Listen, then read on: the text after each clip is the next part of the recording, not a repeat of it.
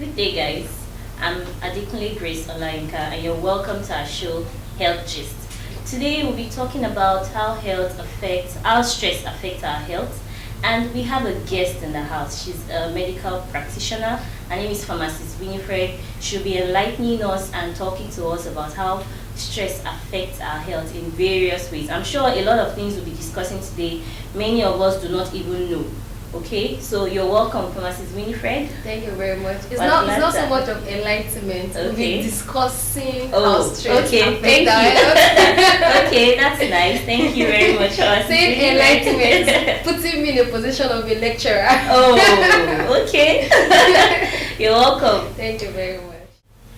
Okay, so I know stress can result from a condition, maybe like ulcer, and it can also be like a normal day-to-day activities that we do. We can actually become stressed, like maybe getting a new job, moving to a new house, working overtime, and even emotional traumas can actually lead various kinds of stress.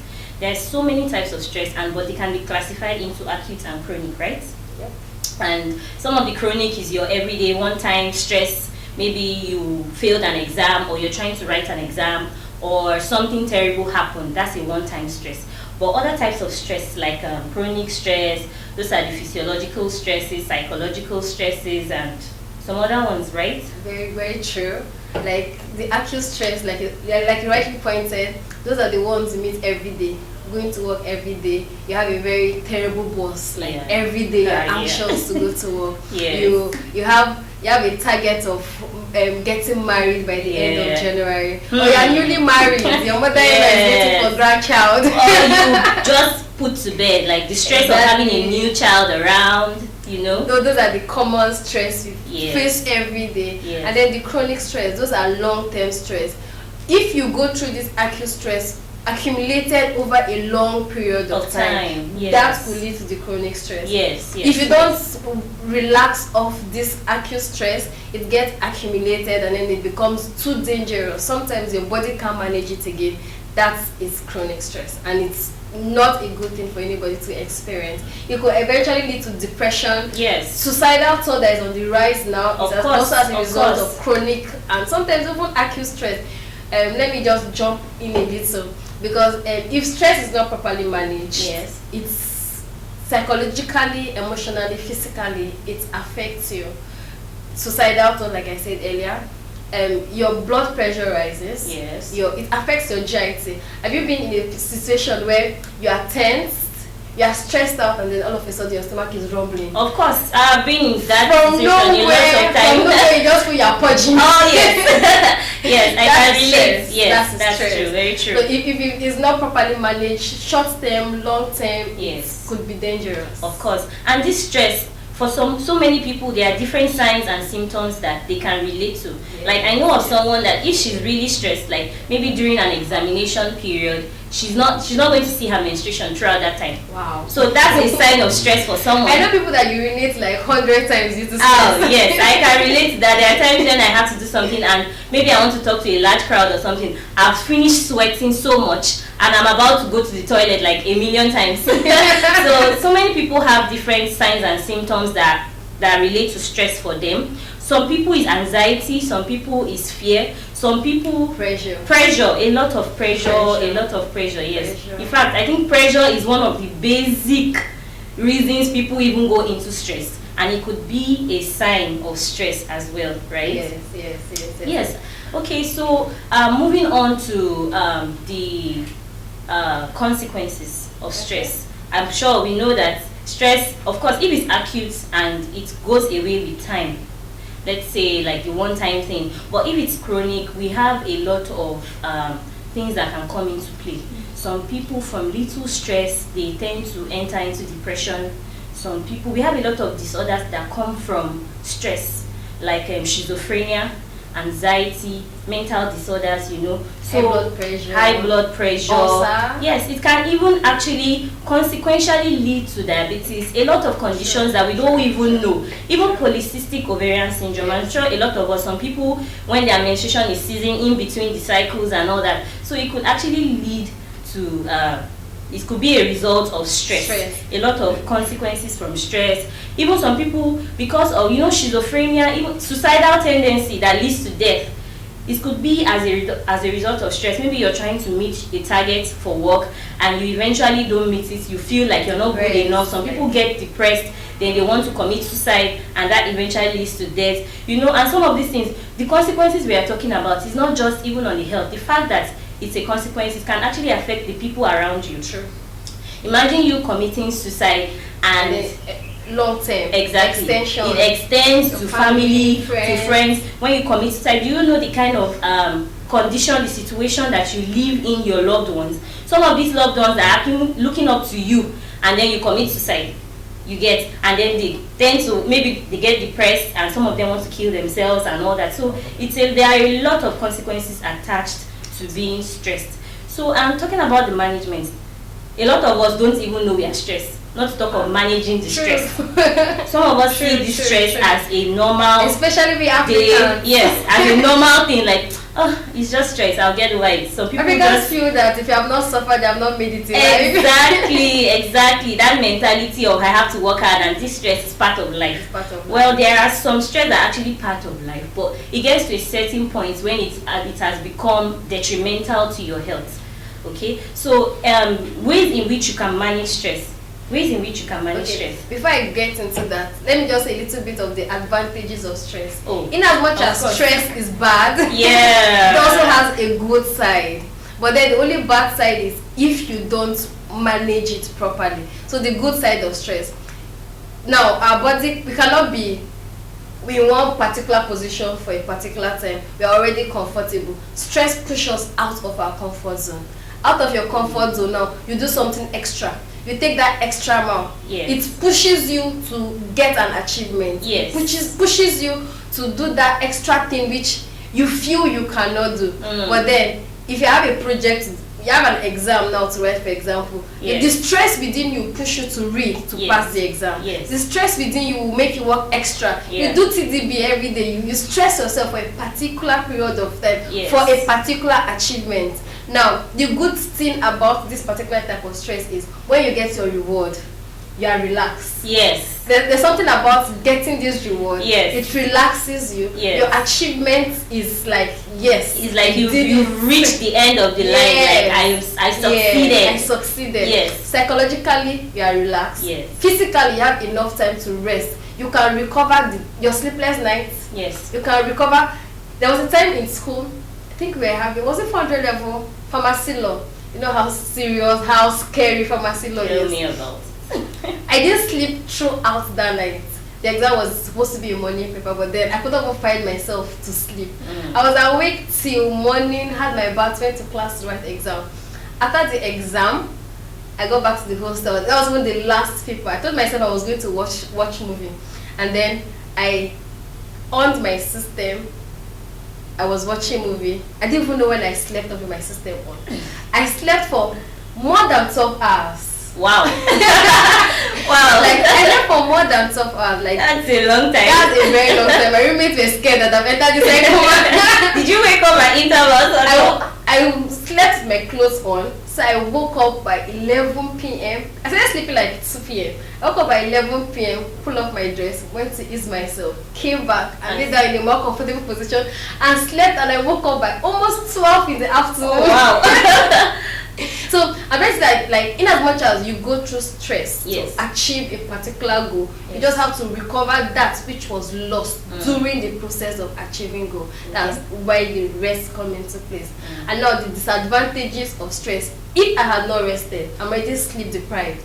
Yes. So my brain is already working hanky-panky. You cannot focus when you're not properly rested. When you're stressed, you cannot focus in whatever activity you're doing, whether as little as cooking, as little as eating. You easily forget, easily distracted. Yes, that's very true. So if you not properly rest, if you not try to overcome that which is stressing you, you get anxious. It might not even be in extension. One particular stress could enter the next thing. You might be like, writing is easy for me. I'm not stressed by writing, but then you're stressed about something, it could transfer to these other activities which normally you're not being stressed about. Yes, and it could even mean that you're not doing what you're supposed to do properly. Yes, that's properly. And then there's another thing about this thing. You know, one thing about doing something wrong, it psychologically affects you. Yes. And once your psychology is already affected, you get angry unnecessarily. Whatsoever you do, won't even make sense at all. Because you're already stressed psychologically. You won't see things the right way. You won't do things the right way. That's very true. So basically, stress as much as possible. In as much as it should be, in as much as it's advantageous for our daily activities, and it's an inevitable part of our life. Inevitable. Yes. But then after every stress, rest is required. After every stress, overcoming the stress is required. And one of the points in overcoming stress is actually to know the source of the stress. Sure. You identify that stress. Sure. And then in a way you'll be able to manage and probably cut down on what is causing the stress. You might not be able to completely eliminate. You can't say you quit your job because you are stressed. Or that means you probably can work your way around it. Maybe you cut down your working hours and you make sure you are relaxed most of the times, even while working. One of the major ways to overcome stress is actually to discover the source of the stress. And then as much as possible, reduce peer pressure. Because it's good to look up to someone, but then it's another thing to know your weaknesses and your strengths. Yes. Don't do it because this person is doing it and it's easy for this person. Because you're trying to impress. Our strengths and weaknesses are different. Yes. So work based on our own strengths, based on our own weaknesses. Don't be comfortable where you are. That's another thing. But then, in as much as you try to move forward, work in your own time. Work with your own strengths. Know your weaknesses and work with it. Work within your capacity, your limits. Know your limits. Okay, so some of the ways in which we can manage stress, both at home and medically, because I know some of us, we don't even know that we are stressed. So basically now, if we know that we are actually getting stressed, we can know how to manage it in our own little way, and when it's becoming chronic and accumulated over a period of time, we can actually go and see a medical practitioner, right? Yes, very true.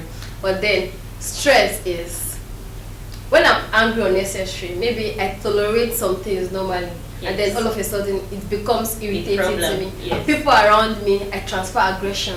Just know that there's something causing it. There's an underlying stress that probably you have not identified or you are ignoring.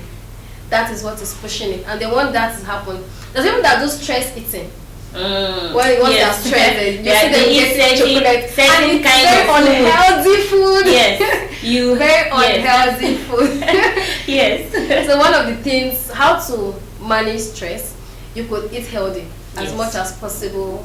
Fruits, vegetables. These foods actually help in balancing our hormones, because when you are under stress, there's release of certain hormones in our body that go in circulation and prompt certain attitudes that we display. So when you eat healthy, some of these, it's going to balance the hormones in your body. Yes, and you can also exercise. Exercise is one of the major ways you can relieve stress. Not just by running. Some people go swimming, some people go jogging, some people just do walking. Meditation. Yoga, yes, meditation. It relaxes the mind. Yes, a lot of exercise will do good when you're trying to alleviate stress. Serious exercise. And then, like I said earlier, know your weaknesses. Like, know when things is beyond your control. If something is beyond your control, as much as possible, avoid it.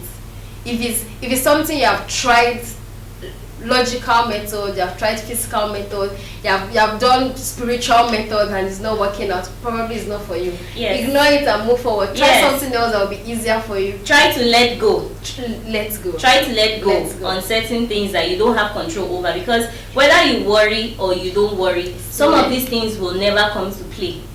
You don't have control over it. You cannot make target out of nothing. If you try to hit the target and you didn't hit it, let it be, right? Because even if you worry or you get depressed over it, it's not going to change the fact that you didn't meet the targets. The targets will not just come and be accumulated because you are worried or something. So if you don't have control over certain situations, just let it go. But that doesn't exclude the fact that you need to try your best at it.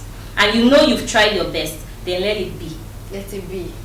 Let it be. Or you can even ask for help. Yes.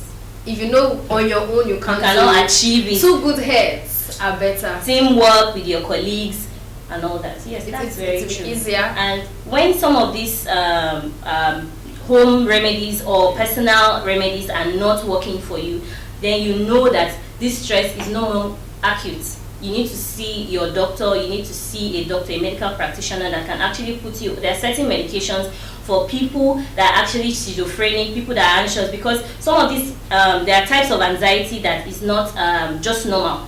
Some people experience, like normal people, we experience anxiety once in a while, every once in a while, and it subsides with time. But some people cannot get over that anxiety. It becomes a health problem that you need to see your medical practitioner for, so that they can place you on certain medications that will help you in relieving those stress. Even depression, schizophrenia, a lot of medications are now available for these conditions. And because we do not advise self-medication, we cannot mention some of these drugs. You need to see a medical practitioner to be properly diagnosed before you can be placed on these I know we Africans, we frown about, let's say frown, we don't welcome psychologists and clinical psychologists. So, but then Africans don't see the need. They don't see the need, but they believe it's a waste of money. We need it because, like, if I'm depressed, for example, now, it won't just go away. If I'm depressed, sometimes I might need to talk to someone that's an expert at it. It's not because I'm mentally not okay, but then I need an extra help. Well, you can imagine telling a Nigerian that you are going to see a psychologist or a psychiatrist, and somebody will be like, let's not go far. Tell your immediate family that you're seeing a psychiatrist or a psychologist. Or just take you to pastor, like, let's go and pray, cast and bind. Yeah, that's true. But it's not, it's very good to see a psychologist, a psychiatrist every once in a while. Sometimes we need people to talk, and talking is another way of actually relieving stress. Because many people, they don't talk. They don't, and even when they want to talk, they are afraid that, okay, this person I'm talking to is going to judge me, or is going to think I'm something I'm not, or something. So if you see a psychologist or a psychiatrist, they don't even know you. So you can just let out your worries, your fears, and everything in your heart to that person. And better still, if it's a psychiatrist, a psychologist, the person will even know how to put you on the right track. Instead of falling back into alcohol and drugs. Yes. Instead of going into alcohol, drugs, and then killing our whole time in the internet. You could see someone. There's a study that said, like, secret of this world majorly are held by bartenders. Because when people get drunk, they just let it out. Some people don't even get drunk. They just see the bartender as someone that doesn't know them. You don't know me, so you can't even judge me. You just listen. Yes. So sometimes we as friends of people, sometimes we should be less judgmental. Yes. To give people opportunity to discuss stuff with us. In fact, we should be non-judgmental at all. If you really want people to open up to you, you should be non-judgmental and should be able to listen. Listening is another thing entirely. Some people, you tell them things and then in a few minutes you ask them, okay, I was talking to you about it, and the person will be like, oh, you said that.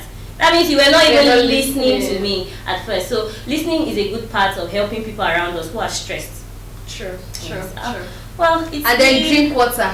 Cold water. Have you been in a position where growing up, I know when I'm so angry, I drink chilled water or have a cold bath. I have a way of relieving. Wow. It has a way of drinking cold water or having a cold or warm bath, depending on the season. Yes. It has a way of relieving some kind of stress. And then, do you know that crying is therapeutic? Oh yes, you can say that again.